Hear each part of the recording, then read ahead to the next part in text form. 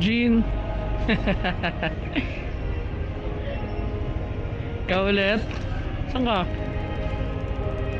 Ano sinabi? Mabilis ka lang pala? Tara, hinantay na lang kita rito.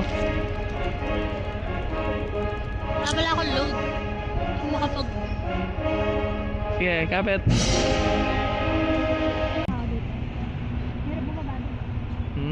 Tutukod mo na ako ha. Yun. Thank you, kuya. Uy! Thank you, salamat ha.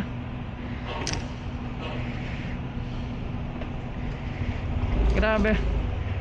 Grabing paldo natin kay ma'am. Sumakay siya sa akin kanina.